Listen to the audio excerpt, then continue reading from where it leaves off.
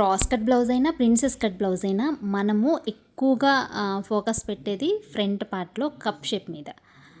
కానీ cross cut బ్లౌజెస్లో chest నిలబడినట్టు ప్రిన్సెస్ కట్ బ్లౌజెస్లో చెస్ట్ అనేది నిలబడట్లేదు. బ్లౌజ్ వేసుకున్న తర్వాత ఎంత హెవీ చెస్ట్ ఉన్న వాళ్ళకైనా సరే, తక్కువ చెస్ట్ ఉన్న వాళ్ళకైనా సరే చెస్ట్ ఫ్లాట్గా అనిపిస్తుంది. కప్ షేప్ రావట్లేదు, ఫ్లాట్ అయిపోతుంది అనమాట. అలాంటప్పుడు శారీస్ కట్టుకున్నప్పుడు చూడడానికి అంత లుక్ అనిపించదు. సో అలా రాకుండా ఈజీ వేలో బిగినర్స్ కోసం ప్రిన్సెస్ కట్లో కప్ షేప్ రావాలి అంటే విత్ షేప్ బెల్ట్తో బ్లౌజ్ని ఎలా కట్ చేసుకోవాలో ఈ వీడియోలో అయితే చూపించేస్తున్నాను. హలో అండి, welcome back to our channel Hruthikasri vlogs. ఇంకా లేట్ చేయకుండా వీడియోని స్టార్ట్ చేస్తున్నాను. ముందుగా 1 మీటర్ లైనింగ్ క్లాత్ని తీసుకొని, ఇది లైనింగ్ బ్లౌజ్ అనమాట. ఈ లైనింగ్ క్లాత్ని తడిపి ఆరబెట్టుకొని ఐరన్ చేసుకొని ఇలా 2 ఫోల్డింగ్స్ అయితే వేసుకొని, ఫోల్డింగ్స్ ఎప్పుడు క్రాస్ కట్ బ్లౌజు అంటే ఫ్రంట్ ఓపెన్ అయితే ఫోల్డింగ్ అనేది మన వైపుకు ఉంటుంది కదా, కానీ బ్యాక్ ఓపెన్ కాబట్టి ఓపెన్స్ అనేవి నా సైడ్ పెట్టుకున్నాను అనమాట. ఇలా పై వైపున కింది వైపున ఖర్చులు లేకుండా బ్లౌజ్ పొడవుని మార్కింగ్ చేసేసుకోండి. ఈ బ్లౌజ్ పొడవు వచ్చేసి ఖర్చులు లేకుండా 14 ఇంచులు. అయితే ఇది ఫ్రంట్ ఓపెన్ కాబట్టి బ్యాక్ ఓపెన్ కాబట్టి ఇక్కడ హుక్స్ బెల్ట్ కాజా బెల్ట్ కోసం అయితే 2 లైన్స్ మార్క్ చేశాను. ఇప్పుడు చెస్ట్ లూజ్ వచ్చేసి ఈ బ్లౌజ్కి 40 ఇంచులు. 40 ఇంచుల్లో 4వ భాగం 10 ఇంచులు. సెకండ్ లైన్ దగ్గర నుంచి 10 ఇంచులకి ఈ విధంగా వీడియోలో చూపిస్తున్నట్లు మార్కింగ్స్ చేసుకొని స్ట్రైట్గా లైన్ అనేది డ్రా చేసుకోండి. ఇప్పుడు మనము బ్లౌజ్కి పొడవు వెడల్పులు మార్క్ చేసుకున్నాము. మనకి ఒకవేళ బ్లౌజ్ టైట్ అయితే అడ్జస్ట్ చేసుకోవడానికి ఖర్చు అయితే కావాలి కదా. ఈ ఖర్చు కోసం నేను 2 ఇంచెస్ అయితే మార్క్ చేసుకొని పై వైపున కింది వైపున ఈ మార్కింగ్స్ని స్ట్రైట్గా లైన్ అనేది డ్రా చేసుకున్నాను. బ్లౌజ్ పొడవు ఖర్చులు లేకుండా 14 ఇంచులు, చెస్ట్ లూజు 40 ఇంచులు అనమాట. చెస్ట్ లూజ్ 40 ఇంచులు కాబట్టి షోల్డర్ని నేను 6 ఇంచులు అయితే మార్కింగ్ చేసుకుంటున్నాను. సెకండ్ లైన్ దగ్గర నుంచి మార్క్ చేశాను. అదే ఆర్మ్ హోల్ డౌన్ కూడా అదే 6 ఇంచుల్ని సెకండ్ లైన్ దగ్గర నుంచి డ్రా చేసుకున్నాను. ఇప్పుడు ఇక్కడ నుంచి ఇక్కడ వరకు 6 ఇంచుల్ని కరెక్ట్గా మార్కింగ్ చేసుకొని ఈ arm whole round shape draw చేయడం కోసం ఎల్ షేప్లో ఇలా డ్రా చేసుకోండి లైన్స్ అనేవి. ఇప్పుడు ఈ కర్వ్డ్ స్కేల్తో నేను ఇక్కడ ఆర్మ్ హోల్ రౌండ్ షేప్ని అయితే డ్రా చేస్తున్నాను. ఒకవేళ మీ దగ్గర ఈ స్కేల్ అనేది లేకపోతే ఈ కార్నర్లో 1 ఇంచ్ని పెట్టేసుకొని ఇక్కడ ఆర్మ్ హోల్ రౌండ్ షేప్ని అయితే డ్రా చేసుకోండి. ఈ బ్లౌజ్కి చంక లూజ్ వచ్చేసి 18 ఇంచులు. ఇది 2 ఫోల్డింగ్స్ మీద వేసాం కాబట్టి 18 ఇంచుల్లో సగం వచ్చేసి 9 ఇంచులు అనమాట. షోల్డర్ లెంత్ 6 ఇంచులు మార్కింగ్ చేశాం కదా, ఈ 6 ఇంచుల్లో నెక్ విడ్త్ వచ్చేసి నేను 3 ఇంచులు తీసుకుంటున్నాను. అంటే సగం మార్కింగ్ చేశాను. ఈ సగంలోంచి లోపలికి ఇంకొక హాఫ్ ఇంచ్ని మార్క్ చేశాను, ఎందుకంటే స్టిచ్చింగ్లో ఈ హాఫ్ ఇంచ్ అనేది కవర్ అయిపోతుంది. నెక్ పొడవు వచ్చి 10 ఇంచులు. 10 ఇంచుల దగ్గర నెక్ విడ్త్ వచ్చేసి పై వైపు కన్నా కింది వైపున ఒక హాఫ్ ఇంచుని పెంచుకొని 3 ఇంచులకి మార్కింగ్ చేశాను. పై వైపున నెక్ విడ్త్ 2.5, కింది వైపున నెక్ విడ్త్ 3 ఇంచులు, నెక్ పొడవు వచ్చేసి 10 ఇంచులు. ఈ విధంగా మార్కింగ్ చేసేసుకొని ఇప్పుడు ఇక్కడ మనకి ఏ నెక్ షేప్ కావాలి అనుకుంటే ఆ నెక్ షేప్ని డ్రా చేసుకొని కట్ చేసుకోవచ్చు. నేనైతే స్టార్ నెక్ని డ్రా చేస్తున్నాను. ఈ నెక్ కూడా నేను కటింగ్లో కట్ చేయనండి, బక్రం పైన కట్ చేసి స్టిచ్ చేస్తాను. స్టిచ్చింగ్ వీడియో ఎవరికైనా కావాలనుకుంటే కామెంట్ సెక్షన్లో కామెంట్ చేయండి. ఎవరైనా అడిగితే మాత్రం తప్పకుండా పోస్ట్ చేస్తాను. ఈ బ్లౌజ్ చెస్ట్ లూజ్ వచ్చేసి 40 ఇంచులు కదా, మరి నడుము లూజ్ కూడా మనం తెలుసుకోవాలి కదా. ఈ బ్లౌజ్కి నడుము లూజ్ వచ్చేసి 34 ఇంచులు. 34 ఇంచులు అంటే మనకి 4వ భాగం 8.5 వస్తుంది. 8.5లో ఇక్కడ మనకి ఇంకా ఎక్స్ట్రా 1.5 మిగిలిందనమాట.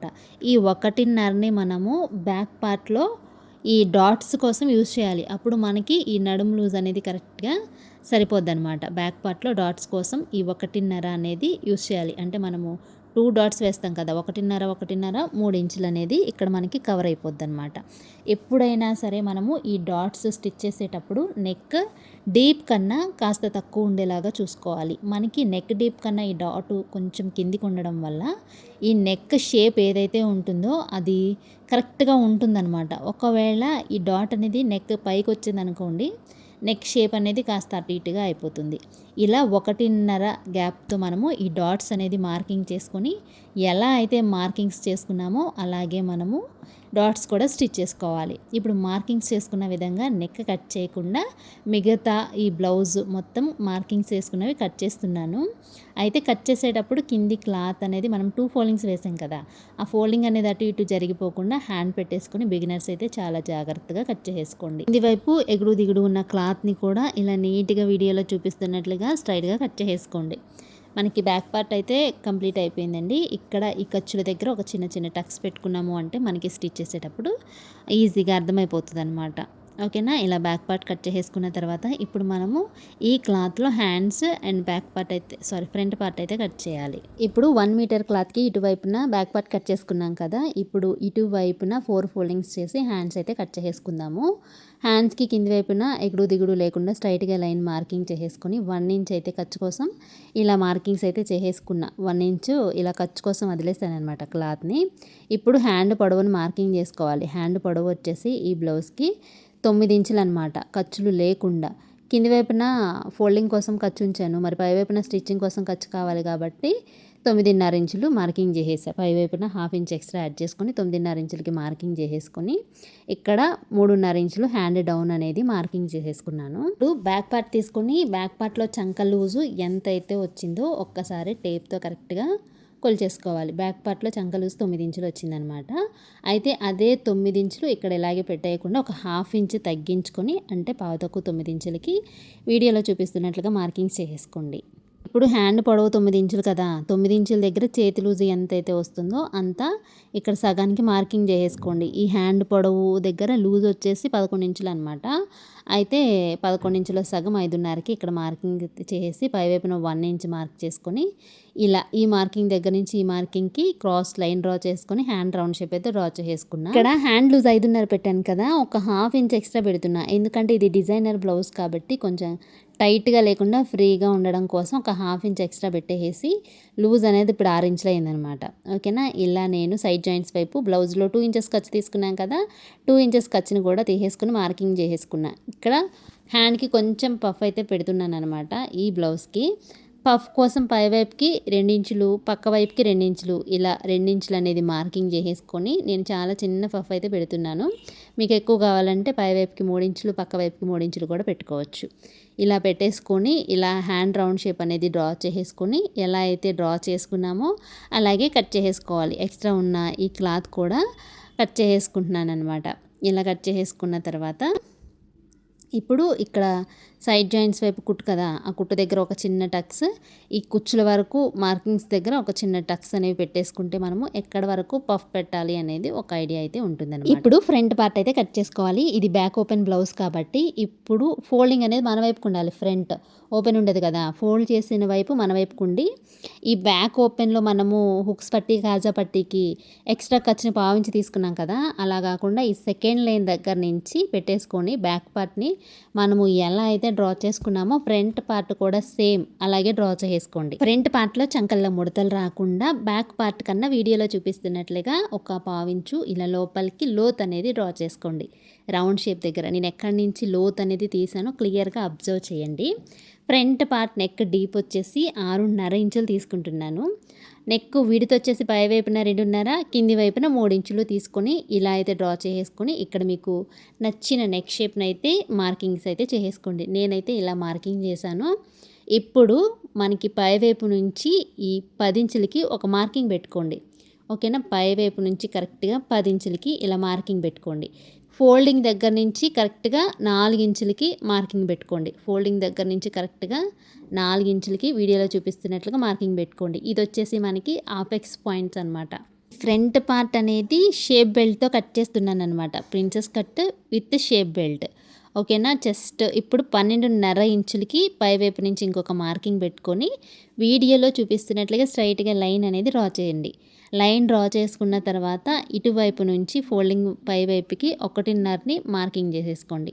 1.5ని మార్కింగ్ చేసేసుకొని ఇక్కడ స్ట్రైట్గా అంటే 12.5 వరకే కాకుండా కింది వరకు కూడా స్ట్రైట్గా లైన్ అనేది డ్రా చేసుకొని ఫోల్డింగ్ వైపుకి 1/2 ఇంచ్ మార్క్ చేసుకోండి. 1/2 ఇంచ్ మార్క్ చేసుకొని స్కేల్తో ఇలా క్రాస్గా లైన్ అనేది డ్రా చేయండి.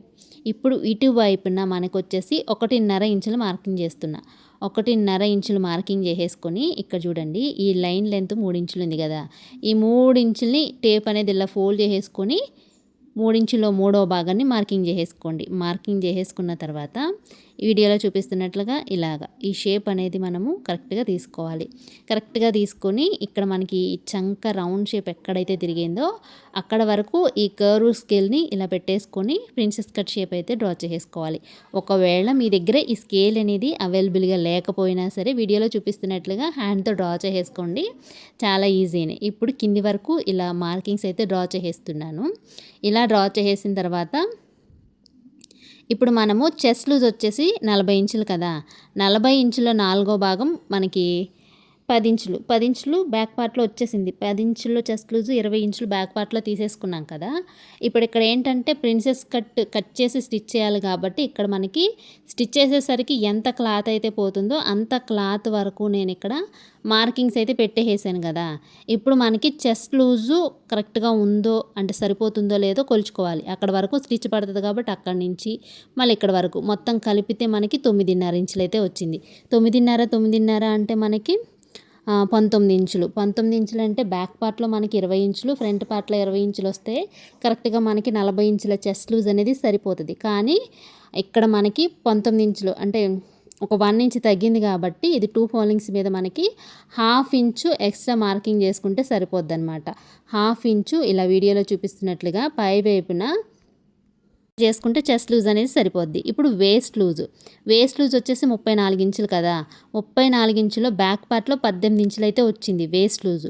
18 ఇంచులు పక్కన పెట్టేస్తే ఇదిగోండి 18 ఇంచులు ఇది బ్యాక్ పార్ట్‌లో వేస్ట్ లూజ్ అనమాట, నడుము లూజు. ఇప్పుడు ఇక్కడి నుంచి మనకి ఎంత వచ్చింది, 4.5 ఇంచులు వచ్చింది కరెక్ట్‌గా.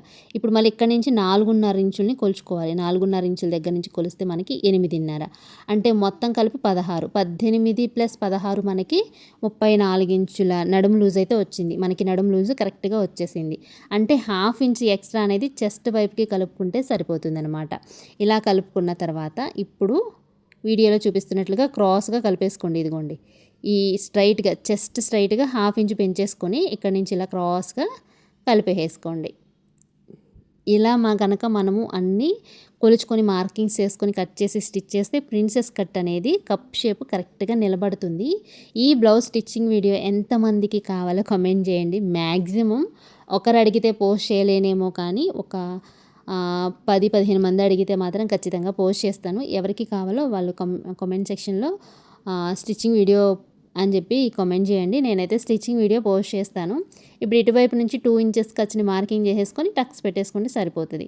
ఇప్పుడు ఈ ప్రిన్సెస్ కట్ని ఇలా మనము ఎలా అయితే మార్కింగ్ చేసామో అలాగే కట్ చేసేసుకోవాలి.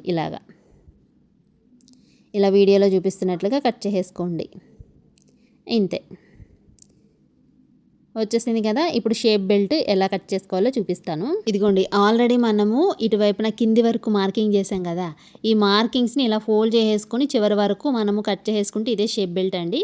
కానీ పై వైపున కింది వైపున ఫోల్డ్ చేయడానికి, పై వైపున స్టిచ్ చేయడానికి మనకి ఖర్చులు కావాలి కాబట్టి ఒక 1 ఇంచ్ ఎక్స్ట్రా పొడవుని యాడ్ చేసేసుకొని ఇక్కడ మనకి ఎంత అయితే ఈ మార్కింగ్స్ దగ్గర మైనస్ చేయాలో అంత ఇదిగోండి ఇక్కడ 2.5 ఇంచులు మైనస్ చేసేసుకొని ఇటువైపు మార్కింగ్ చేసేసుకొని కట్ చేసేసుకుంటే మనకి కరెక్ట్గా షేప్ బెల్ట్ అయితే వచ్చేస్తుంది అనమాట. ఇలా ఓకేనా. ఇలా అయితే మీరు మార్కింగ్ చేసేసుకొని షేప్ బెల్ట్ని పక్కన పెట్టేసుకున్నాను. ఇప్పుడు హ్యాండ్స్కి మనకి అతుకులు పడతాయి కదా, ఈ హ్యాండ్స్కి ఎంతైతే క్లాత్ పడుతుందో అంత నేను ఇక్కడ కట్ చేసేసుకొని పెట్టేసుకుంటున్నా. ఎందుకంటే ప్రతిదీ కట్ చేసేటప్పుడు నీట్గా కట్ చేసేసుకొని పక్కన పెట్టేసుకున్నాము అంటే స్టిచ్చింగ్ అనేది చాలా ఈజీ అయిపోతుంది. ఇది లైనింగ్ బ్లౌజ్ కాబట్టి ఇది మెయిన్ ఫ్యాబ్రిక్ అనమాట. ఇప్పుడు ఈ మెయిన్ ఫ్యాబ్రిక్ని కూడా నేను కట్ చేసేస్తాను. వీడియో లెంత్ అనేది ఎక్కువైపోతుంది కాబట్టి మెయిన్ ఫ్యాబ్రిక్ కటింగ్ అయితే చూపించట్లేదండి.